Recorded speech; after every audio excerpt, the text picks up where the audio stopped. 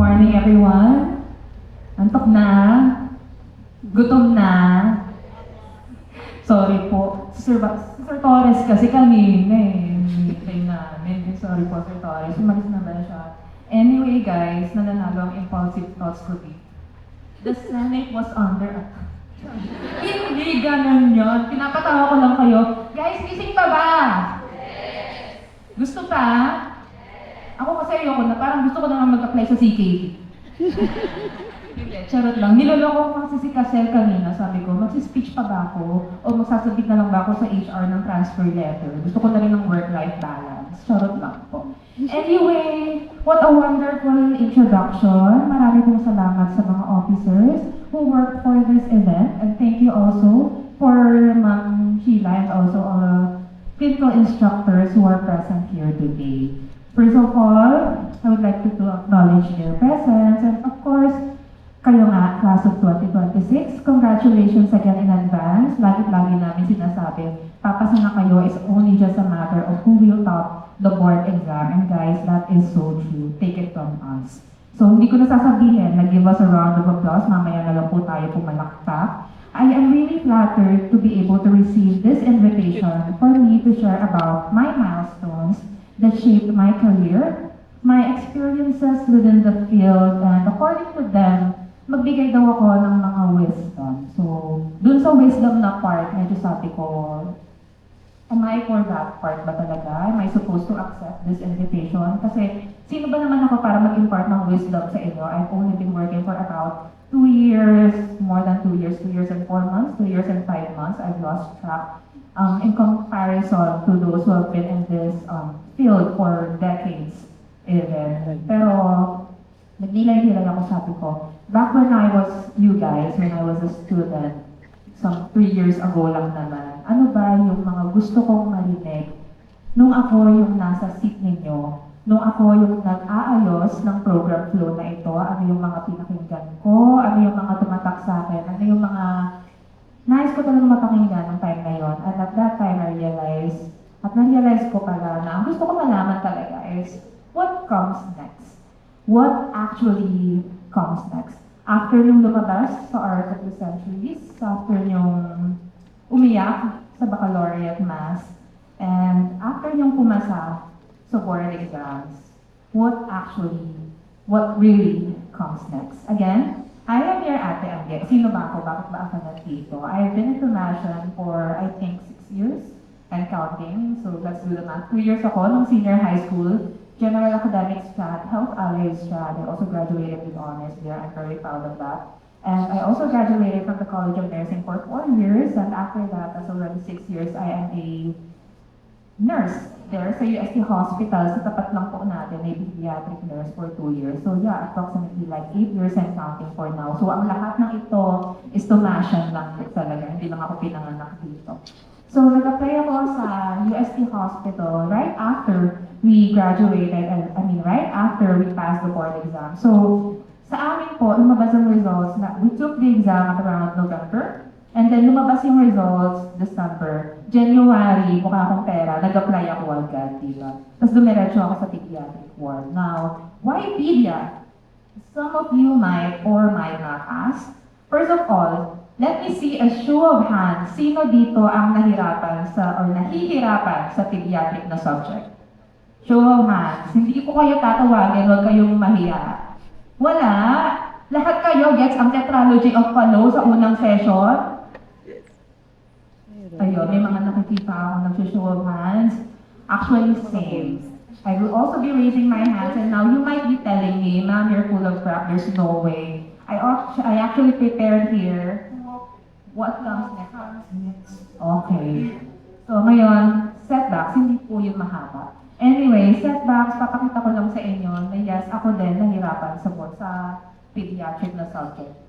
Para sa mga hindi nakakaalam kung ano po ito, ang tawag po dyan ay love letter. May mga may nakagets! I love you! Yung mga hindi nakagets sana all, love letter, tough love letter po. Hindi ko alam kung ginagawa pa rin ito, pero nung time kasi namin, for those who unfortunately failed an important exam. Sinesend po ito ng ating mga minamahal na clinical instructors as an intervention. So ayan, I'm risking my dignity para sa ating speech. Revalida, sent to me by our then level chair, redacted na lang po. From level chair, ako naka-receive ng letter, mga ate ko. Dear Angelica, I have received the report about your grade in the recent PDEA revalidation exam. I am so sorry to note that your score did not come up to our expectation. Sad. Tapos dito naman sa bandang right ko, left ninyo, I think, a lengthy message from our then pediatric lecturer naman. Redacted na lang din natin. So basically, sinasabi lang niya, don't give up, don't be sad. Pero ang nag-struck lang talaga sa akin dito na sentence na hanggang ngayon, never ko nakalimutan. A flower does not think of competing with the flower next to it. It just blooms. O, diba? Hindi pa sikat ang bini, nagbo-bloom na ako. Anyway, nawala na yung comment. Sinasabi ko lang sa atin na nahihirapan din po ako sa PDEA, pero hindi ibig sabihin na nahihirapan po kayo sa PDEA ngayon, ay mawawalan na kayo ng pag-asa na maging isang pediatric nurse po.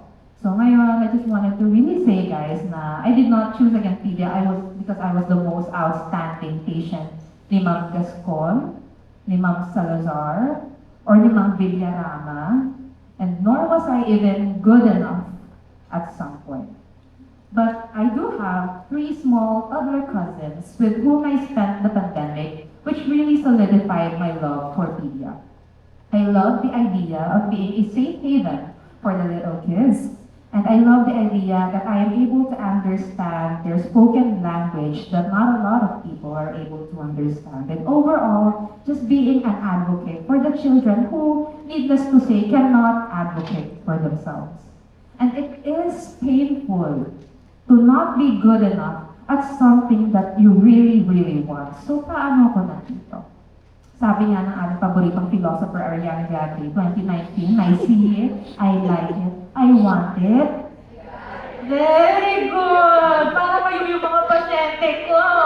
Pa-admit na kayo sa San Alberto Ward. Charot lang. A more actually friendly, USD friendly naman. We want it, we work for it. We pray for it. Ano? Want it hard enough that you will work for it no matter how hard it gets. And be clear with your reasons why. And I actually have this saying from Sir Valdez. Nandito ba siya? Lang siya dito, no? Professor pa din siya. Clinical instructor niya pa rin siya, no? Si Sir Valdez. Nakakasalubong ko nga siya sa hallway ng UST Hospital. Anyway, favorite niya din ba siya? Walang sumagot! Favorite niya din siya. Meron akong naririnig lagi kay Sir Valdez na sinasabi niya. Hindi ko alam kung sinasabi pa rin niya ito ngayon, ha? If the why is clear, the how is, if the why, tama? If the why is clear, the how is easy. Anong ibig sabihin nun? When you understand your reasons for doing something, you are naturally driven to find solutions to obstacles. In other words, you naturally, which brings us to our second one, work for it. You work for it, not find excuses, not be so easily disheartened by the difficulties that come your way. And lastly, you also pray for it. You say your thanks na na-achieve mo na yung mga pinaghirapan mo, and at the same time, pray for it na mabigyan ka ng Lord ng grace to be able to maintain it. Ano? Just 3 years ago, guys, I was you. Kala mo naman napakalayo. I was you, young, failing, trying, and nevertheless hopeful and faithful. And I hope lahat ng mga nagsalita sa harap ninyo for the past 2 days, we can be proof enough that what you want is real, it's out there, and it's all yours for the having. As long as you want it, you work for it, and you pray for it.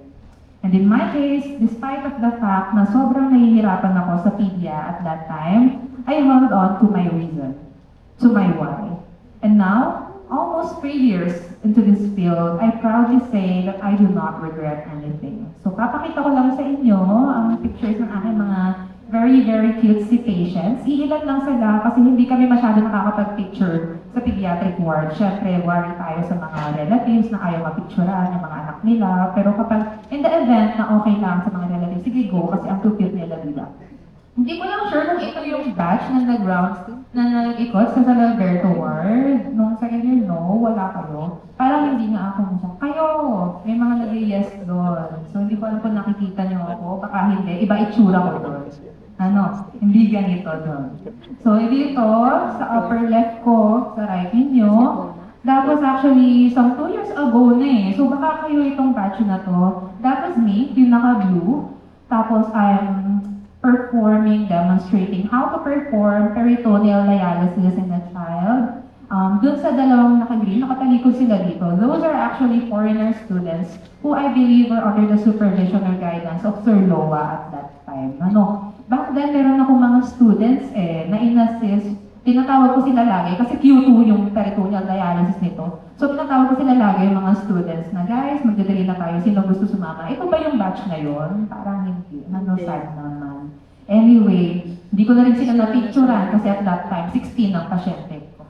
Anyway, so yun nga. Gusto ko lang pakita sa inyo yung mga to. Baka kasi akala natin, yung mga hinahandle natin sa pediatric ward sa UST Hospital ay mga benign lang, mga nagtatae, nagsusuka, acute gastroenteritis, diarrhea, hindi po. We also handle high-yield cases such as this one. Yung next naman na baby, yung nasa gitna natin, that is one of our patients who were admitted for at least like a month, 2 months, matagal din silang na-admit sa amin. He was a case of biliary atresia, status post ng Kasai procedure. So back then, bago namin siya i-discharge, that patient meron siyang orogastric tube, polycatheter, lahat ng catheter. Pero as you can see, we were able to discharge the baby as just a baby. Tapos, next naman, sa bandang right ko, yung hawak ko na yan, cute na baby lang siya, pero inaasma-asma lang ata yan. Pero katabi niya, yung naka-red, that is actually one of our patients na very, very favorite namin and very close to our heart. We call him Prince. And he was one of our successful acute lymphoblastic leukemia patients who was responsive to chemotherapy. We started his treatment, hindi ko lang matandaan, pero I believe when he was 4, he used to scream then and shout at the mere sight of nurses, of residents, of clerks, of doctors. And now, I think he's going 6. Ngayon, magsisimula na siya ng day 1 ng school niya. And mas madalas pa siya sa nurses station kaysa sa kanilang kwarto. Nagtatantrums na siya pag pinapabalik siya sa room nila. And here naman sa lower left ko, lower right ninyo, believe it or not, guys, pediatric patient po yan. Kahit mas matangkad pa siya sa aming lahat. You can guess kung anong sakit niya. Ang pituitary mass siya, and may gigantism yung bata. So napakalaki niya, kahit ang pako at that time, hindi makapaniwalang pediatric patient yung binigay namin sa kanila. He used to cry, he used to be anxious. He was an athlete. Well, he is still an athlete. Because we were able to take care of him, to attend to him. Now he is able to fulfill his dreams and education. Along with 100 more patients that I took care of, here are the main things naman that might convince you to at least consider pediatric as your field of specialty, or kung kino-consider niyo na siya ngayon, then these are the things that will tell you that you are on the right path. In PEDIA, we advocate for our patients, we look after the entire household, and we set healthy boundaries, and we protect their future. You see, one of the biggest lessons that I learned early on in my career is that children are not just mini adults. Their bodies, needless to say, respond differently to trauma, to illness, and to medication. You will learn, and you will be required to learn how to look for nonverbal cues and learn how to speak whole different secret language. You learn to assess a patient who can't tell you where it hurts. Hindi sasabihin sa inyo ng 3 years old na meron siyang colicky pain. Hindi. Iiyak lang yan. Titingnan ka lang yan. Mawawalan lang yan bigla ng ganang kumain. You learn a specific type of cry, a certain look in the eyes.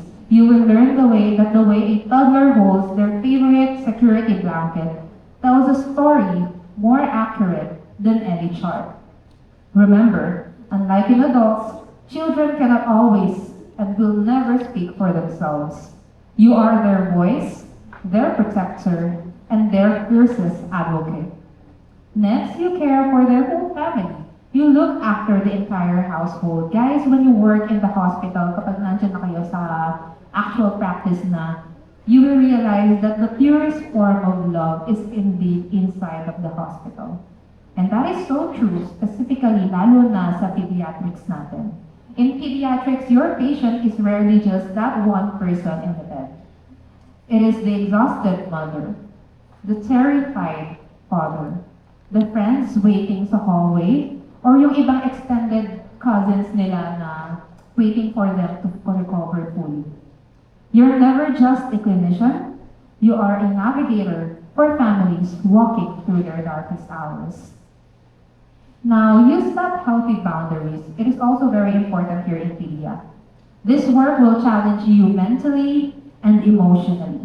And lagi kong naririnig sa mga friends ko, sa mga colleagues ko, sa family ko, I cannot, for the life of me, look at the child na umiiyak, na nahihirapan, na ini-insertan, pang 5 beses na, hinihimatay ako.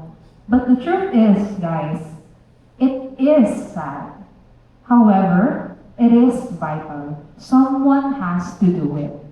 You are vital. You are the one who turns terrifying scans, MRI scans, that scary hallway na hinaharap sila papunta sa OR into a thrilling, exciting space mission.